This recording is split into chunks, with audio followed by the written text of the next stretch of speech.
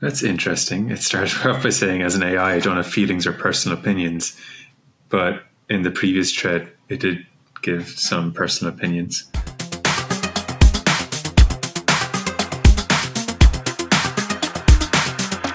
Hi, I'm Ronan Burke. I'm Connor Burke. And I'm Brie Valesky, and this is Good Question, a podcast about LLMs, AI agents, and ChatGPT prompts from your friends at Inscribe. So, Ronan, Connor, I hope you're excited because we are inviting another guest to the show, ChatGPT. That's because the good question that we're going to explore today is whether ChatGPT can, in fact, be a podcast guest. And I'm not positive, but we might just be the first ever podcast to have a large language model as a guest on our show. We are going to include ChatGPT in the conversation by asking some good questions, reading their answers here on the podcast, and then exploring the model's logic and agentic behavior powering its responses. And today, we're going to see what ChatGPT understands about a new product offering we unveiled about a month ago, AI risk agents. For those who may not know, our AI risk agents can read, write, and reason like their human counterparts. They can be deployed to automate repetitive in-house workflows. And instead of just being equipped with generalized LLMs, they also have access to our state-of-the-art machine learning models, which have been trained and trusted by the world's leading banks and fintechs for almost a decade now. Obviously, there's a bit more to talk about related to that announcement, but I'm extremely curious to see what ChatGPT thinks about our AI risk agents. I see we've already welcomed them to the podcast, but before we start asking more about it, I'm curious, Ronan and Connor, what are you guys interested to see from ChatGPT when we ask it about our new AI risk agents? Ronan, you go first. The big thing for me is seeing if it has the correct context, and in particular up-to-date context. It's a recently released feature from Inscribe. So, these models are often trained over long periods of time using data from, a particular period of time. Lots of, recent advances in OpenAI's ChatGPT product and other chat products have started to incorporate real-time search and up-to-date sourcing. So, interested to see if it can pick it up here for us. Agreed. Connor, what about you? I think for me, seeing how it understands the context of our new product and the nuance of it. A lot of how we're describing our product is new for everybody, including AI models like ChatGPT. So interesting to see how it summarizes our offering and how it describes our product. Awesome. Well, we've already welcomed ChatGPT to our podcast. And I love that ChatGPT said it's great to be here. So Connor, I will turn it over to you to ask some good questions. Sounds good. So let's start the conversation a bit. So today we're going to talk about Inscribe's AI agents. Let's ask, firstly, what does ChatGPT think of them? It's asking us a question. It's really getting into the podcast mood, but let's get this a question in return and see what it says. Nice. I'll kind of give a quick summary of what we're seeing here for some of our audio only listeners. So ChatGPT is telling us that Inscribe AI's agents are impressive tools designed to automate and enhance various processes, particularly in the realms of document review and fraud detection. They leverage machine learning, natural language processing to analyze and interpret large volumes of data quickly and accurately. And then I like that ChatGPT says, here are a few aspects I find particularly noteworthy. What's interesting here is you use the first person, so it genuinely thinks it's in the podcast with us, which is kind of weird, but it also potentially means it's giving subjective opinions as well. I mean, we're obviously flattered it called it impressive and it calls it a powerful tool, but it seems like that's an opinion. Obviously, we'd agree with it, but it's weird to have the human-like characteristic and personality here. What would enable that? My first hunch is just like it's been trained on podcast data and conversational data. Yeah, and the prompt that we've given it, or the question that we've posed, is suggestive of the context, and it's continuing on under that lines. I think a question I had here was going back to something you mentioned, Ron, was where the sources. So where did it get this information from? So let's ask ChatGPT where it got this information. Interesting to see it using the first person again, saying, I based my comments on general knowledge about AI agents. And then also it highlights, doesn't call out any specific sources, which I thought was interesting. How would you guys proceed here when it gives that type of response? It says it can give us specific sources if we want. Maybe it's just caving under the pressure from being live on a podcast. But if we tell the ChatGPT that it's not actually in a live environment, it can see what it says. Say like we're not live anymore. I can relate to the feeling of pressure of being on a live podcast. Okay, so Connor, you asked it if it uses any websites, and it said, no, I didn't use any websites for that information, and just kind of repeated that same response again, where it's based on general knowledge of AI agents. But it offered to look at websites if we wanted to do that. So it is actually looking at those now. So yeah, when probed to provide those sources, it listed the various links. So yeah, a bit of a lesson here to always. I think this is true for AI agents, but also real humans on podcasts too.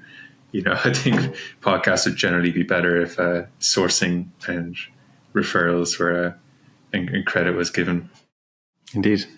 Really interesting now when it looks at the sources. Most of the sources are our website. And so then it's pulling in some of our very specific messaging and positioning, which as a marketer, of course, I enjoy. Super interesting. And this kind of leads on to another interesting question around the human involvement in interacting with agents and LLMs, and this broader question of agents versus co-pilots. And I know this is a question that we've been discussing internally, but for the sake of this podcast, let's ask ChatGPT itself its opinions. Is Inscribe's agent product a co-pilot or agent? Yeah, let's see what it responds with. Okay, cool. So ChatGPT is saying that Inscribe's product can be classified more as an agent rather than a co-pilot. And then it's going into a few reasons why. It says autonomous operation, the independent decision-making from our AI agents, the scalability and efficiency. And then it looks like it's going into its own explanation of what it would consider a co-pilot versus an agent. What do you guys think? You think we'd agree with its analysis? Yeah, I think that's pretty spot on. So it's defining a co-pilot as working alongside humans, providing support and augmenting their capabilities. They're designed to assist with tasks, often requiring human intervention and supervision. Whereas agents, in contrast, operate more independently, taking tasks and making decisions with minimal human input. They're designed to manage workflows autonomously and continuously, optimizing processes and reducing the need for human intervention. I think there's interesting nuance there. It reduces the need for human intervention, but agents still often need human oversight and sometimes in final decisions, human input as well. But I think the key bit here is just the extent to which humans are needed and involved throughout the process. That kind of sliding scale is, I think, the differing characteristic and factor in what makes a co-pilot versus agent. Yeah, and I think this really touches on our vision for agents, where agents can be relied on to do what AI does best, looking at large amounts of data over long periods of time and making quick decisions. But there's always going to be the need for humans to manage those agents, manage their workflows, like coordinate the outputs of their workflows, and just deal with the more nuanced areas of the work. Yeah, and I think there certainly will be a future. I think co-pilots and agents will coexist. I don't think one of them is like a winning strategy here. I think for different types of products and workflows, co-pilot might make more sense versus agent and so on. So I think we're still early in the development of both of these form factors, but they're both pretty promising. Yeah, very interesting. Yeah, and in terms of what this means for consumers too, or businesses, what value are each of these providing? So if you think of copilots that engineers now have access to, with like GitHub Copilot or marketing and legal copilots, they've provided or have the potential to provide a huge amount of value and productivity gains. I think on the agent side, we're still like earlier in like understanding the full return on investment there. But, based on early progress we've seen even at Inscribe, they do have the potential to provide an order of magnitude more value than a Copilot. So definitely excited to see where this goes. And maybe for the purpose of this conversation here with ChatGPT, we can ask it its thoughts on the ROI between Copilots and agents. That's a great question.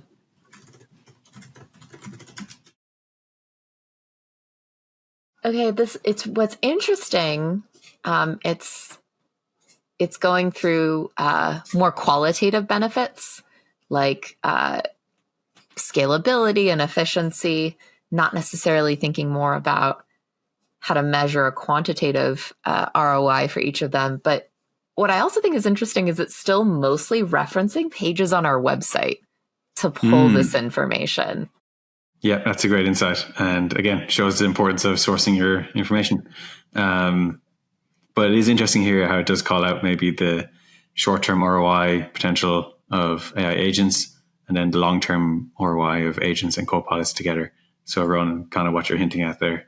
But yeah, I'm not sure if this is just replicating our own thoughts elsewhere on our blog, but I think this is a sensible conclusion to arrive at.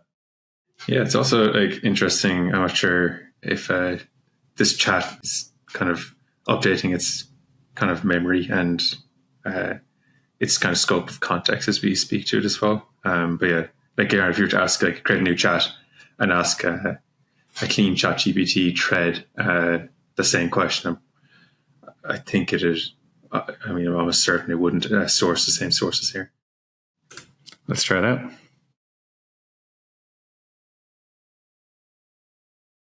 Yeah, really interesting. Now it's just sharing a more general overview, defining agents versus copilots, sharing pros and cons of each, not citing its sources, but probably because it's a new chat and it doesn't have the context that we want to know the sources. Yeah, I wonder, can you paste in this the other output into this chat and do compare and contrast and what the differences are? We're not really pushing the boundaries of context windows here, but it's still quite a decently sized copy paste. If it knows we want sources and then continues to reference in our original chat our website with the answers, it's almost like, is it telling us what we want to hear? Yeah, bit of an echo chamber. I think we're seeing some power here of the reflective capabilities of LLMs to kind of criticize and compare and contrast its own outputs, which by itself is a very interesting and important, it's a feature of these LLMs that we're still trying to understand the power of, and at Inscribe understand how they can help us build better agents. Yeah, can you scroll down a little bit to the summary of the key differences? It's interesting that it's highlighting the detail and specificity. It's calling out that the responses in this chat were less specific to, I'm assuming, fraud detection and Inscribe versus the other chat. Especially, it also highlights the examples and data, the structure, and then even the conclusion provided, where the first one focused on differences between immediate and long-term ROI, where this one focuses more on overall strategic fit. Really interesting. And Bree, as somebody who's written a lot, what's your opinion? Which one was better? And this comes down to the idea then of ChatGPT is giving us a subjective opinion here, but I think this is where human judgment still outweighs the ChatGPT opinion. But I'd love to get your take. Yeah. When I think about which is better, it's always a matter of what was the true intent of our question. So what kind of answer were we looking for? And I think the answer we were looking for was distinguishing between co-pilots and agents, and then also how to think about the ROI of the two of them, which we did get from the more contextual conversation, whereas this new chat was sort of like a high level overview of it. So the way as a marketer and a writer, the way I would answer your question is like sometimes to get the best answers, you need to ask the best questions. So I think LLMs have really challenged our question making ability as a species. Yeah, good answer. I think what's also interesting about this as well is we've kind of stumbled upon the importance of the input data you provide to an LLM in terms of making its conclusions. And when we first asked ChatGPT the question, the pros and cons versus pilots, it did actually draw upon what it could find on our website and the sources that were already kind of in memory with the conversation. And that again kind of shows the power of providing that context, and so long as it's the right context and you understand it, versus not having a kind of precise idea of where to get the sources. The outcome can be more variable, and it could be more general, and that's good for some use cases, but not others where you might want predictability. Okay, there's two more questions I'm curious to explore. One is I'm interested to know how ChatGPT would respond, since it is using first person and sometimes seemingly expressing opinions. How does it feel about Inscribe's AI risk agents, or how does it feel about AI agents in general? What do you guys think? Let's do it. And just for context here, this is a new thread, so it hasn't the context of what Inscribe is before. So let's see what I can find here by giving this rather broad prompt. That's interesting. It started off by saying, as an AI, I don't have feelings or personal opinions. But in the previous thread, it did give some personal opinions.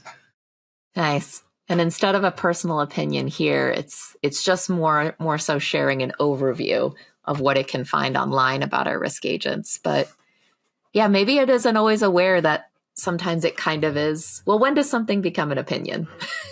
I guess that's a broader question. That's true. Yeah. I mean, I think we're kind of, like these AI systems, are they conscious, and how intelligent are they? I think that's really interesting conversation to have.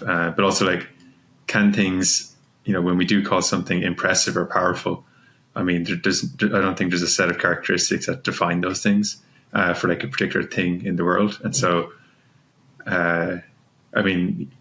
you might be able to get some benchmarks that could, for a reasonable person, classify something as impressive or whatever. But in the conversation we just had here with ChatGPT, it wasn't referencing those. So it's interesting to say that. The inconsistencies in the conversation are interesting here. And for example, if these LLMs and agents are going to become co-workers, there's various different ways you can deploy them such that you don't actually have conversations like this with them. But it is interesting that the real future states where you could actually be talking to an AI teammate. It would be frustrating if they were this inconsistent in giving an opinion and then they're saying they don't give an opinions. It is very human-like in a lot of ways, but there's a hope and expectation that these agents are actually a little bit more, logical and correct more at times than humans are. I was going to say, there is something strangely human about a human agent or an AI agent that shares an opinion, but then says, oh, well, I don't have any opinions about that. So cool. Okay. One last question that I would love to see is, I'd love to see what it responds with when we ask it, what should I do if I'm interested in exploring an AI risk agent with Inscribe? Okay, interesting.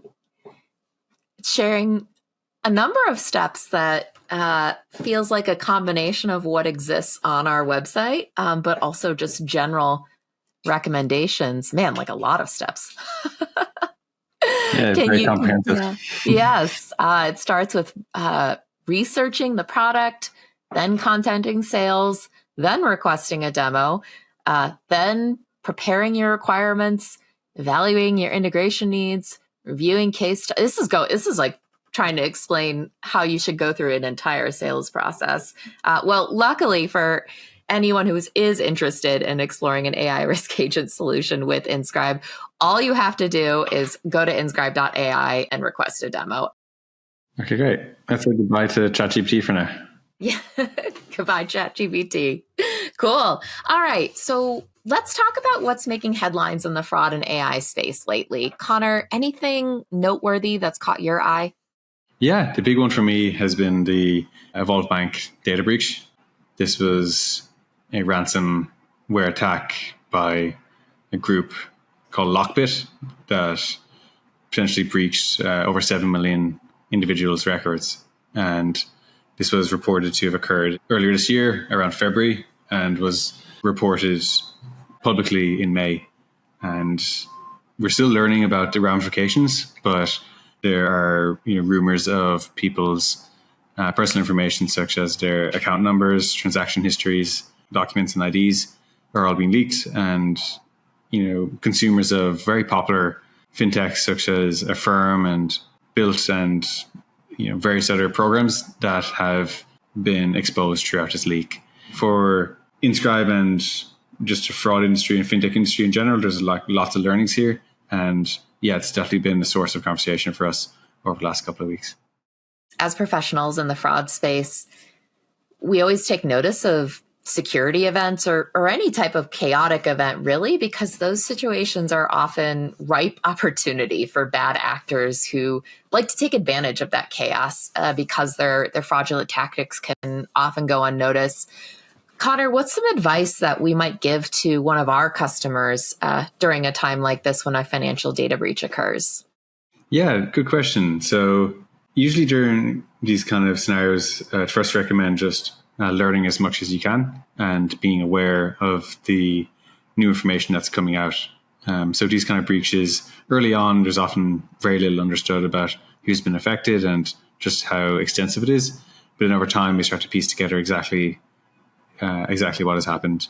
So in this kind of scenario, for our customers who are affected, of course, the first port of call is often, if you're one of the targeted fintechs, is to communicate with your own users. But then when you're thinking about onboarding more users and continuing your business, keeping your usual fraud programs in place and just be on high alert for any spikes or unusual activity. So usually we'd recommend giving a heads up or a quick training to your analyst team to look out for some telltale signs or any early indicators of a spike in fraud. Having said that, I would generally caution against overreacting to these kind of breaches and just maintain business as usual from a new issuance perspective on the loan side or opening new accounts. But if something does happen, be quick to act.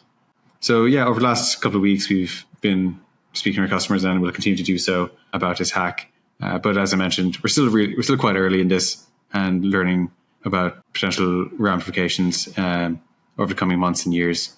Usually when you see these type of data breaches, you see the data, stolen data or leaked data kind of permeate the fraud underworld and reappear down the line. Usually the fraudsters are aware that our customers and fintechs are on high alert for these types of data come through.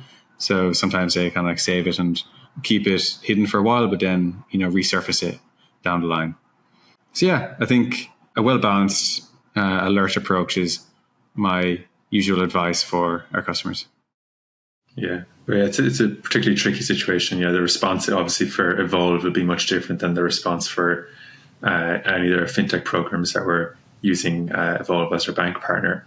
But yeah, the first port of call for anything immediately affected bank or fintech partners is just following your normal procedures for something like this. And a lot of these companies already have their documented recovery processes or incident management processes. So it's a good kind of opportunity to really put those into practice now, and not in a drill scenario, but for real. So I think a lot of those are being deployed and used, and I think a lot of learnings will come from this that are going to be quite productive. But yeah, as kind of as you mentioned, I think monitoring for any anomalous behaviors and patterns over the next few years will be important. But a lot of fraud teams, and especially the ones we work with, already do this. A lot of the game of fraud is all about anomalies, and these fraudsters utilize this data will probably have some form of anomaly in how they're presenting themselves. So yeah, it'll be interesting to hear how this unfolds and if patterns emerge of particular fraud rings who are utilizing this data. Nice. Yeah, the cat and mouse game of fraud detection is always about identifying anomalies. That's good advice. One news story that caught my attention recently was OpenAI shutting down tools for two quote unquote AI political candidates. So to be clear, the candidates were not AI agents. They were humans, but they were using AI tools provided by OpenAI to assist with their campaigns. So I feel like calling them AI political candidates is a little bit sensationalist, but that's my opinion. Anyway, the human candidates used ChatGPT to generate speeches, campaign materials, and interact with voters. And OpenAI decided to shut down these tools due to concerns over the ethical implications and potential misuse of AI in political campaigns. It was also a policy violation to use their AI models for influencing elections. Obviously, this raises issues of AI ethics, transparency, balance between innovation and regulation and political context. But I've got some specific questions for you both. Do you think OpenAI has a responsibility to identify misuse of their models? That's a great question. It's such an interesting story. So I think similar to the balance between innovation and regulation, I think there's a balance in the gamut of responsibility as well. Generally, I do think OpenAI has a responsibility to identify misuse, but I don't think they're and I'm not completely up to date on what the latest is for their own kind of internal policy and their policy team. But it does seem on one side you could have are OpenAI fully responsible for everything that their product is used for, and on the other side, are they not responsible for anything that their product is used for? People can use it for whatever they want. I think it lies somewhere in the middle, and depending on the scenarios and the cases that it's used for, I think that's where they should be more responsible. So there's obviously ethical considerations of when these models are used for harmful purposes, interfering in elections is one example, with disinformation or creating deepfakes or facilitating cyber attacks, or in our case, we protect our customers from fraud, and these models can be very good at doing that. And so there are some very obvious cases where OpenAI should be responsible, provided they can actually identify this stuff. But there are there's an element of what's a reasonable effort. For example, if they can reliably detect that, hey, somebody's prompting these models with the objective of some type of harmful activity, and they can detect 80% of these types of prompts, then it seems within their scope as a private company to do that. And however, if they miss 20%, I'm not sure. If they put in a reasonable effort at detecting the 80%, I'm not sure what type of ramifications or responsibility or consequences should be in place for the things that they miss. And so I'm not sure where it lies today in terms of how much they're catching versus not. But I think there's a balance needed there. But also, if do they have a responsibility for what their models are used for is kind of a different question than do they have a responsibility to identify misuse, for example, because they could just identify the misuse, but then what can they do? They could either stop the services for the person or just give them a warning saying, hey, can't ask this question again. Or they could, give them, some type of basic or limited response.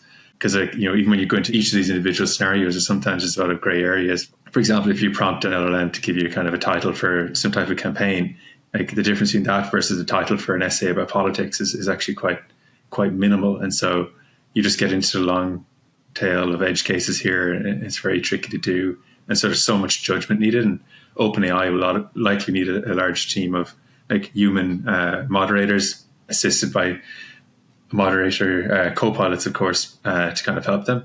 In terms of responsibility, I think OpenAI aren't the only stakeholder here. I think governments have a role to play, and the extent to which the role that they're playing will be interesting to see how that plays out.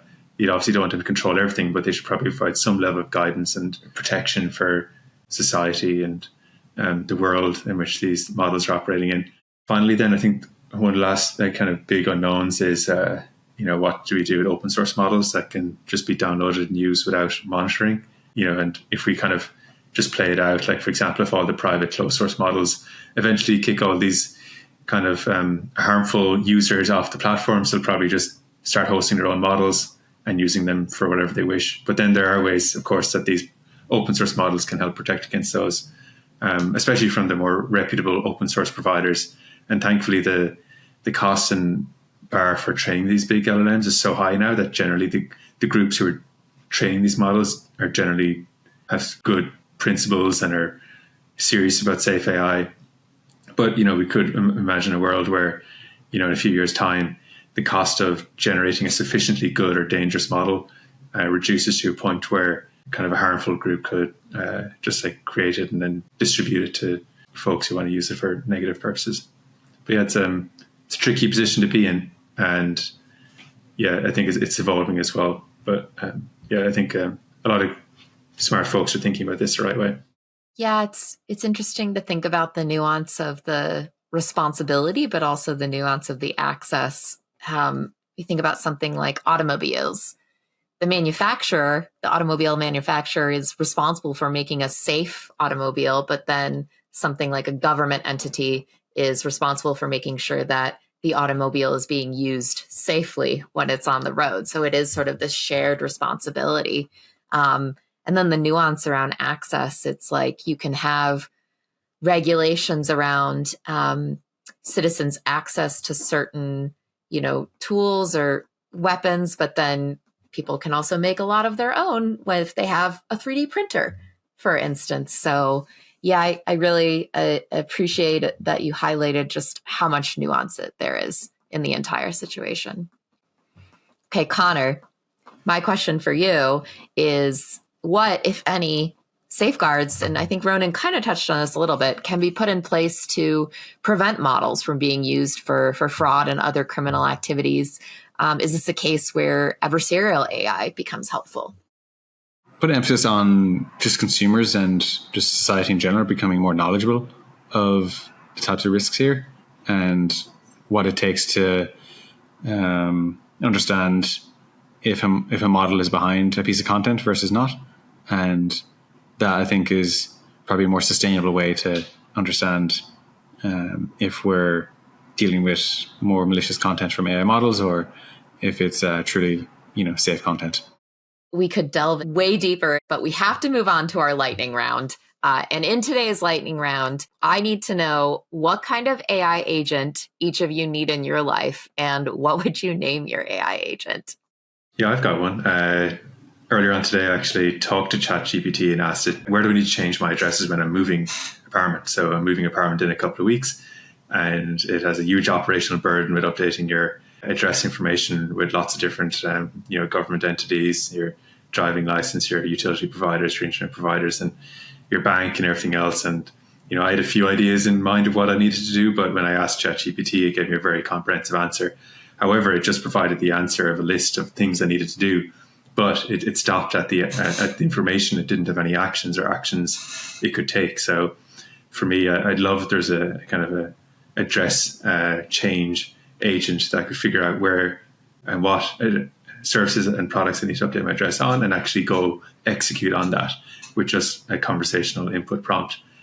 And honestly, I think it's one of those utilities that can have a very boring and utility oriented name, such as address change agent. Not very creative, but I'd certainly use it. I'd definitely be willing to pay for it as well. Not sure how much. I was trying to think. Maybe $50 maybe. $50 per use, like per move? Yeah, per use. But yeah, I mean, it's one of those things where you don't move that often, so maybe I pay more. I'd have to figure out how long it's going to take me to do it manually, how much I value my time as well. Or do you need like a moving agent that would coordinate your address change agent and a moving company? Yeah, and move all the items too. Yeah. And then you get into the question then of like you going up the value chain, like how much is that worth to you? And, it should be worth a lot. But then again, these agents should be able to provide that value at a very good price point.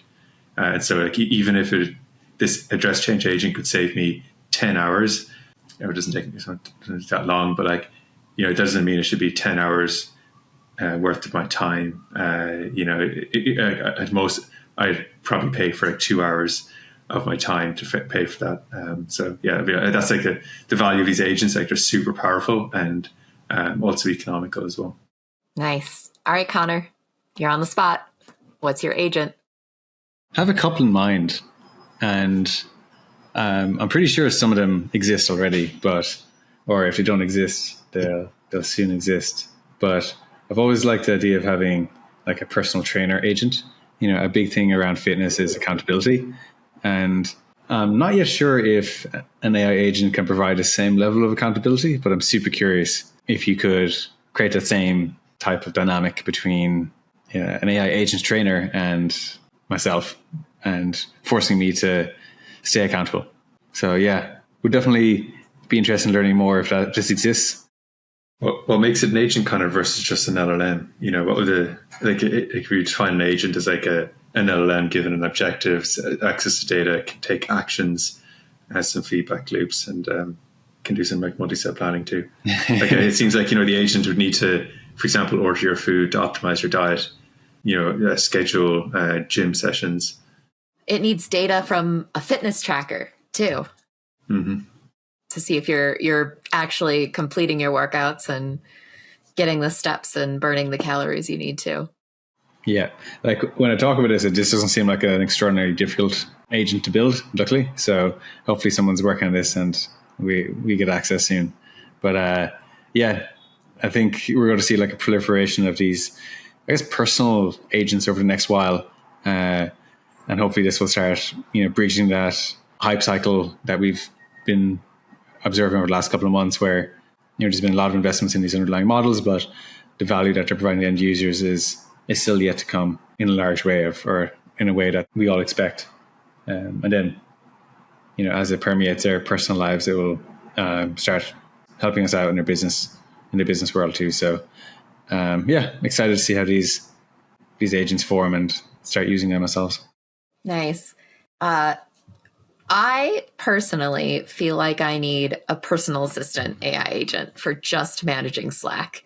I know Slack is playing around with AI features. I haven't dug in yet, so maybe I should.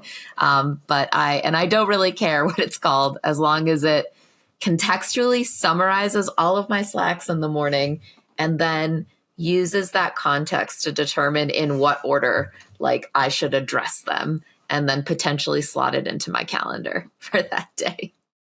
I think there's a future where we all operate our day-to-day roles with multiple agents that are autonomously doing stuff for us. And the management of those agents is what we spend our time on then. But it's a topic for another podcast. Cool. Well, thanks everyone for tuning in today. Hope you laughed a little and learned a lot. And we will see you next time. Cheers. Thanks all. Bye, folks.